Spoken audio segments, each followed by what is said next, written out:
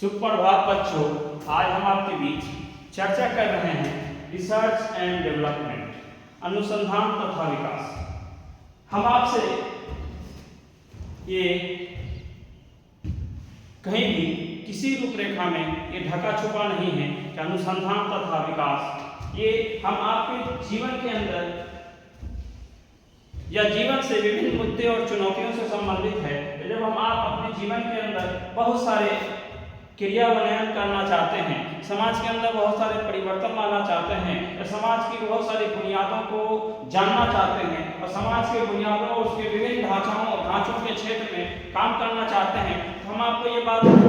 हमें इस बात से अवगत होने की आवश्यकता है कि हमें जीवन के विभिन्न रूपरेखाओं का निर्माण करने के लिए, उसके उपरांत हमें सोचने और समझने के लिए, हमें नवीनीकरण की ओर ले जाने के लिए हमें कहीं ना कहीं अनुसंधान करने की आवश्यकता होती है। अब इसलिए कि जब तक हम शिक्षा के विभिन्न पहलुओं और विभिन्न क्षेत्रों का जब तक हम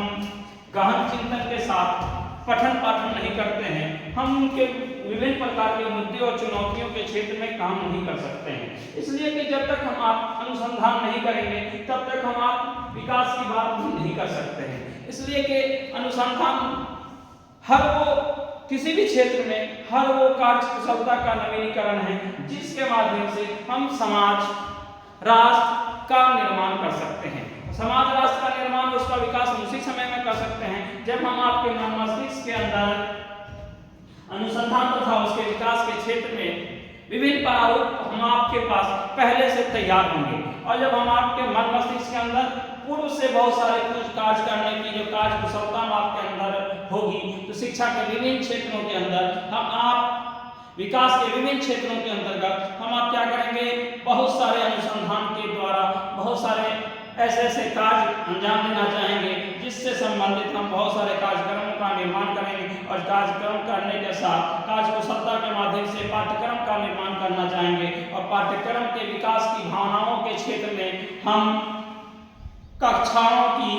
स्थापना करेंगे, कक्षा से छात्रों को जोड़ेंगे और कक्षा से जोड़ करके योजनाबद्ध तरीके से किसी भी काम को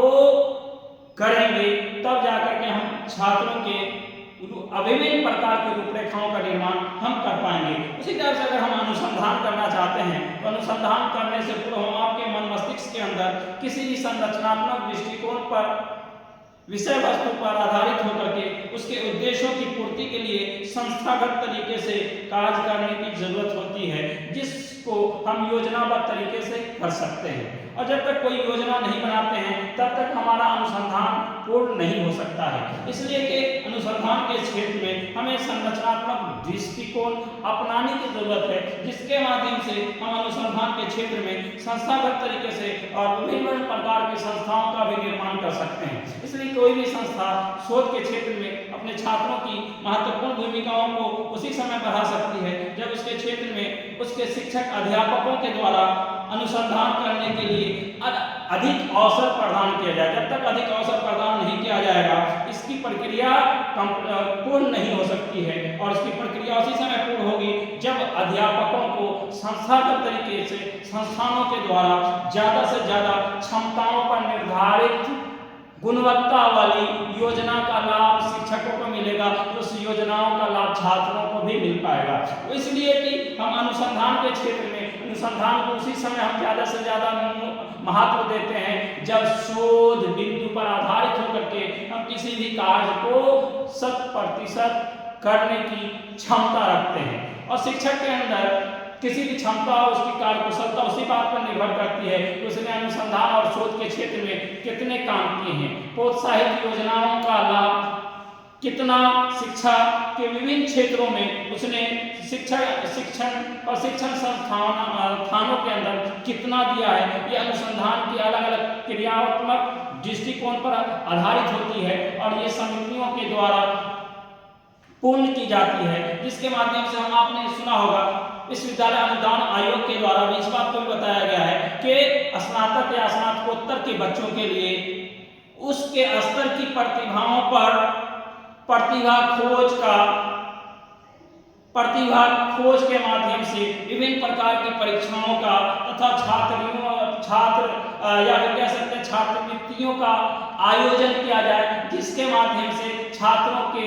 मन मस्तिष्क में शोध के क्षेत्र में इंटरेस्ट लेवल ऑफ लर्निंग ज्यादा से ज्यादा बढ़ाया जा सके, अधिगम की क्षमताओं का आदान प्रदान किया जा सके और उसके माध्यम से छात्र अपनी विभिन्न प्रकार की योजनाओं का ज्यादा से ज्यादा लाभ ले सके। और छात्र अनुसंधान के क्षेत्र में उसी समय ज्यादा से ज्यादा लाभ ले सकते हैं जब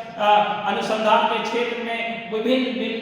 बिंदु और विभिन्न प्रकार के मुद्दों और चुनौतियों से वो अवगत होंगे। जब तक छात्र के अंदर नवीनीकरण की क्षमता नहीं होगी, कौशलात्मक ज्ञान नहीं होगा, उनके अंदर छात्रवृत्तियों के क्षेत्र में उनकी रुचि नहीं हो पाएगी। उसी तरह से अनुसंधान जो है वैज्ञानिक स्तर पर भी होनी चाहिए और वैज्ञानिक योजनाओं पर आधारित होना चाहिए और वैज्ञानिक योजनाओं पर आधारित उसी समय होगा जब विस्तार पूर्वक उसकी जानकारी शिक्षक के पास शोध के क्षेत्र में होगी, तो अपने छात्रों को शोध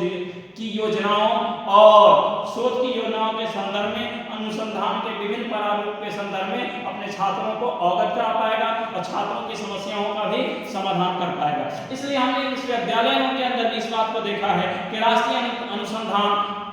जो है वो अलग अलग प्रकार की सुविधाएं स्थापित करती हैं, जिसके माध्यम से छात्रों को शोध करने में विभिन्न प्रकार की रूपरेखाओं का निर्माण हो सके। इसलिए किसी भी शोध के क्षेत्र में शिक्षक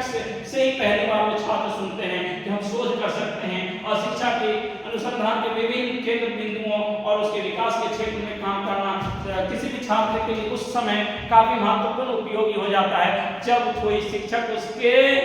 कदम से कदम मिला करके उसको आगे बढ़ाने की ओर और शोध के क्षेत्र में सहयोग की भावना रखता हो और शोध के विभिन्न प्रारूप को उसके मन मस्तिष्क में भर दे, जिसके माध्यम से उसके अंदर कौशलात्मक ज्ञान पर क्षमता हो,